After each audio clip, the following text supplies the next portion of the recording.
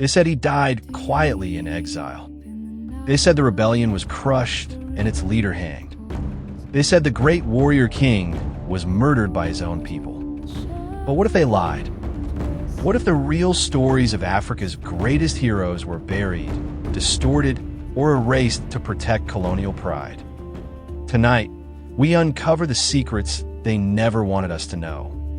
The untold deaths of Samori Touré, Dedan Kimathi, and Shaka Zulu. This is the story of how empire rewrote history and how we're reclaiming it one truth at a time.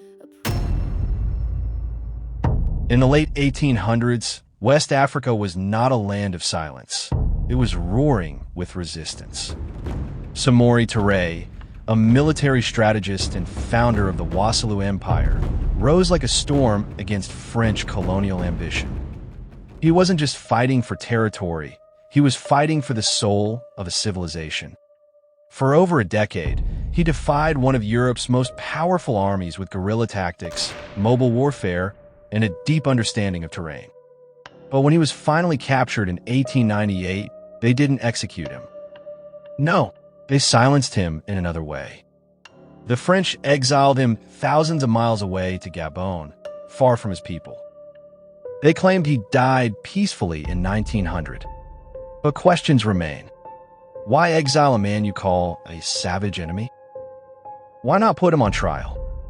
Eyewitness accounts hint at illness and isolation, but some believe he was slowly poisoned or starved, his story erased behind closed prison doors. Because dead heroes die once, but exiled legends disappear. His death was not the end. It was colonial strategy. Erase the martyr, erase the movement. It was the 1950s. The heart of the Mau rebellion beat loud across the forests of Kenya. At its center was a man both feared and revered, Dedan Kimathi. Dressed in military fatigues, armed with spiritual defiance, and commanding guerrilla warriors from the shadows of MT Kenya, Kimathi symbolized freedom. The British called him a terrorist. Africans called him a prophet of independence. Captured in 1956, he was sentenced to death and hanged in a secret prison. But that's only half the story. Where's his grave? To this day, no one knows. The British buried him in an unmarked location, hidden from mourners, erased from history books. Why?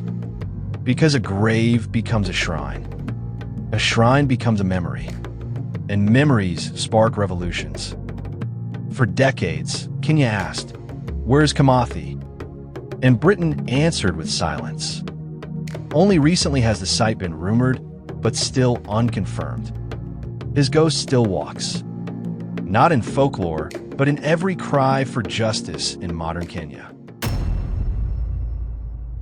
He built a nation with iron discipline and military genius.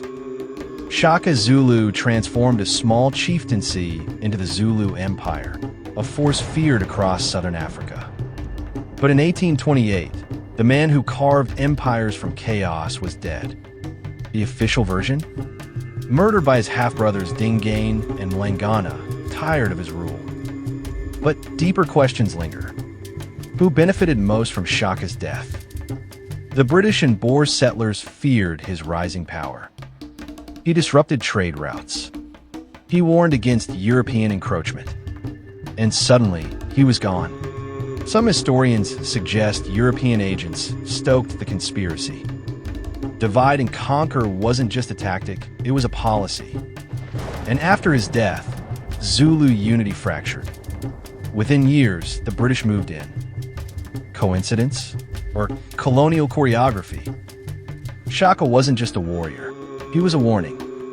A reminder of what a united Africa could look like.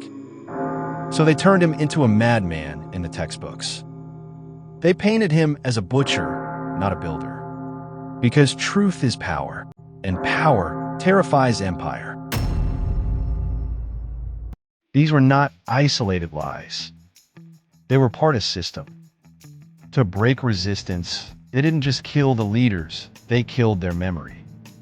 or tried to. But today their stories are rising. Through our voices, our channels, our truth. Samori Touré, Dedan Kimathi, Shaka Zulu. They didn't die quietly. They were silenced. But silence isn't the end. It's just the beginning of remembrance. If this story opened your eyes, share it. Reclaim the truth. Reclaim the legacy. Because history, when told right, heals.